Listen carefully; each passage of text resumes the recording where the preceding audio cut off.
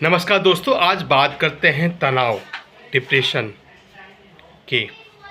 ये तनाव डिप्रेशन क्यों होता है आपके हमारे मस्तिष्क पे?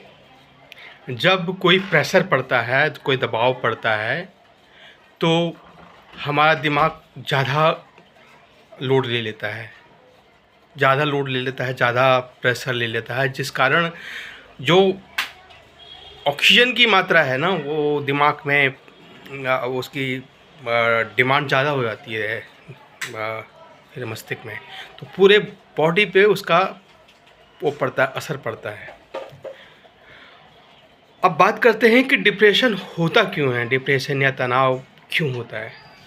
डिप्रेशन तनाव कई कारण से होते हैं। कई के फैमिली बैकग्राउंड में कोई बात होती है, या फिर आप किसी कोई पढ़ाई को लेके आप डिप्रेशन ले रहे हैं, मतलब उसको ज़्यादा सोच रहे हैं कि मैं इसमें सफल होऊंगा या नहीं होऊंगा, या आप जॉब में हैं, जॉब जाने का खतरा है तो एक डिप्रेशन है, या आगे बढ़ने का फिर आपको वो प्रमोशन चाहिए, तो एक है कि मैं बेहतर काम करूं ताकि मेरा प्रमोशन हो जाए। या फिर रिश्तों को लेके डिप्रेशन होता है, हस्बैंड वाइफ, बच्चों को लेके, या फिर हस्बैंड वाइफ को लेके और वाइफ हस्बैंड को लेके, या घर परिवार को लेके। कई तरह के फिर वो कारण हो सकते हैं डिप्रेशन के, जो तनाव के, जो हमारे दिमाग में ज़्यादा असर पड़ता है, हमको सोचने पे ज़्यादा मजबूर करता है। तो इसके बहुत सारे वीडियो आपको यूट्यूब पे ऑलरेडी मिल जाएंगे और ऑलरेडी हैं। मैं आपको कोई विशेष नहीं बताऊंगा। मैं आपको डिप्रेशन को कम कैसे करना है, जड़ से ख़त्म कैसे करना है, वो तरीका मैं आपको आज बता रहा हूँ। सबसे पहला तरीका मैं उदाहरण दे के आपको फिर समझाता हूँ। मान लीजिए आप आईएएस या कोई एक बड़े एग्ज़ाम की तैयारी कर रहे हैं, जहाँ से आपको बहुत अच्छी नौकरी मिल जाएगी, चाहे प्राइवेट सेक्टर में, चाहे सरकारी फिर सेक्टर में आप चाहते हैं, और वहाँ पे कंपटीशन है, लाखों करोड़ों लोग वहाँ पे ऑलरेडी आपके कंपटीशन में हैं, आपको उनसे आगे निकलना है। तो ये डिप्रेशन का कारण है कि मुझे निकलना है, मैंने पैसे लगा रखे हैं, मैंने कोचिंग में पैसा लगा रखे, मेरे माँ बाप क्या कहेंगे। कई तरह की बातें होती हैं कि फिर वह समाज क्या कहेगा। ये भी एक डर होता है कि समाज कहेगा कि इसने अपने माँ बाप के पैसे फिर उड़ा दिए हैं, और माँ बाप कहेंगे कि यार हमारा बेटा फिर नालायक है। तो सबसे पहले बेटा बेटी जो भी हैं आप, तो सबसे पहले आपको क्या करना है वो एक तरीका बताता हूँ। आप किसी एग्ज़ाम में बैठे हैं, आपको एग्ज़ाम देना है, आप पहले ये पॉसिबिलिटी निकाल लीजिए कि आपकी पास होने की पॉसिबिलिटी बहुत कम है, बहुत कम, ना के बराबर। इसे आप जान लीजिए, ठीक है। आप ये जान लीजिए, आप ये मान लीजिए कि आपकी पॉसिबिलिटी बहुत कम है, बहुत कम, निम्न स्तर। तो आपको क्या करना है, आपको सिर्फ एग्ज़ाम में बेहतर करना है और कुछ नहीं करना है। आपको कोशिश कर रही है कि आपको दूसरों से बढ़िया आंसर लिखने हैं, आपको दूसरों से बढ़िया एग्जाम्पल देने हैं, आपको दूसरों से बेहतर राइटिंग में लिखना है, आपको दूसरों से बेहतर करना है। बस ये अपने दिमाग में रख लेना है। फिर आती है रिजल्ट की, कि आपका रिजल्ट आ गया और आपका नाम नहीं है, मतलब लिस्ट में नहीं है। जो सफल विद्यार्थी हैं, सफल स्टूडेंट हैं, उसमें आपका नाम नहीं है, तो आपका सपना चकनाचूर हो गया। तो अब मान लीजिए कि आपकी मेहनत शायद उतनी बढ़िया नहीं थी। अब आप दूसरी बार ट्राई कर लीजिए बेहतर करने की। और फिर आप वही रूल अपना लीजिए कि आपकी पॉसिबिलिटी ना के बराबर है। आप गए एग्ज़ाम देने और आपने बेहतर लिखा, बेहतर एग्जाम्पल दिए, बेहतर कोशिश करी, लेकिन आप फिर असफल हुए, निराशा आपको हाथ लगे। फिर आपके दिमाग में आएगा यार अब मेरे बस का नहीं है, मुझे ये कर देना चाहिए मुझे। तो अब उसका निवारण है डिप्रेशन का कि अब क्या किया जाए।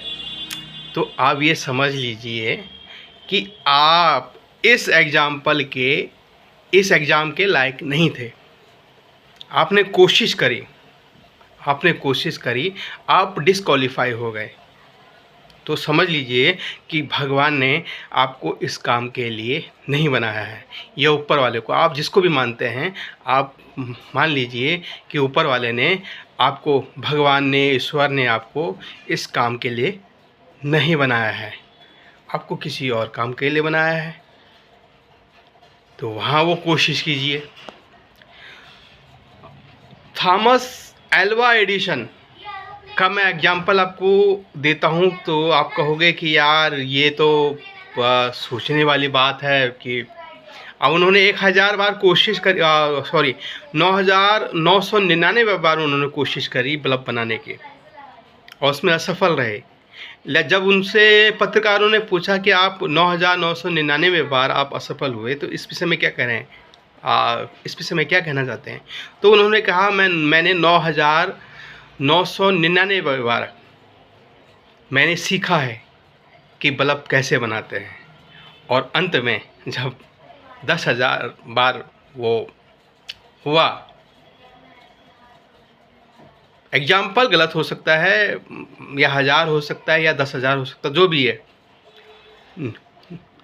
तो इतनी बार उन्होंने कोशिश करी उसको सीखने की कि बल्ब कैसे बनता है, बल्ब कैसे नहीं बनता है, और अंत में उसका निचोड़ मिल गया कि बल्ब ऐसे बनता है, और उन्होंने वो वैसे कर दिया और बल्ब बन गया। तो आप ये कोशिश ये मान के चल लीजिए कि आप जो कोशिश कर रहे हैं ना,